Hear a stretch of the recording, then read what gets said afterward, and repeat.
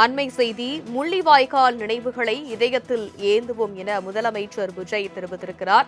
அண்மை செய்தியாக பார்க்கிறோம். முள்ளிவாய்க்கால் நினைவுகளை இதயத்தில் ஏந்துவோம் என அவர் தெரிவித்திருக்கிறார்.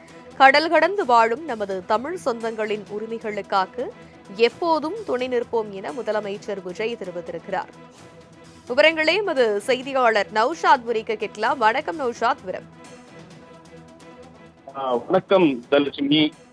தாவேக தலைவரும் தமிழக முதல்வருமான ஜோஸ் விஜய் தன் இஸ்தல பக்கத்துல ஒரு முக்கிய பதிவிட்டிருக்கிறார். முள்ளிவாய்க்கால் நினைவுகளை இதயத்தில் ஏந்துவோம், கடல் கடந்து வாழும் நம் தமிழ் சொந்தங்களின் உரிமைகளுக்காக எப்போதும் துணை நிற்போம் என தெரிவித்திருப்பது மிக முக்கிய ஒன்றாக பார்க்க. இரண்டால் தொடர்ந்து இந்த மாதம் என்பது இனப்படுகொலை செய்யப்பட்ட மாதம். அதை தொடர்ந்து அவர்கள் இந்த சமயம் அஞ்சலி செலுத்தும் காட்சியில நேற்று கூட பல்வேறு தமிழ் அமைப்புகள் அதற்கு நிகழ்ச்சி நடந்தது பார்க்க முடியுது. இதெல்லாம் மிக முக்கியமாக இன்று இலங்கையை சேர்ந்த ஒரு நாடாளுமன்ற உறுப்பினர் கூட நேரடியாக தலைமைச் செயலரை சந்திக்க வந்தால் அவர் கூட அவர் சந்திக்கல இருந்தால் கூட அவர் பல பதிவுகளை ஈட்டுறது கூட பார்க்க முடியுது. இதுக்கு முன்பாக மக்கள் இயக்கம் விஜய் மக்கள் இயக்கமாக இருக்கும்போது இதை முள்ளிவாய்க்கால் படுகொலை கண்டித்து அவர் உண்ணாவிரதம் கூட இருந்தது மிக முக்கியத்துவம் பார்க்கப்படுகிறது.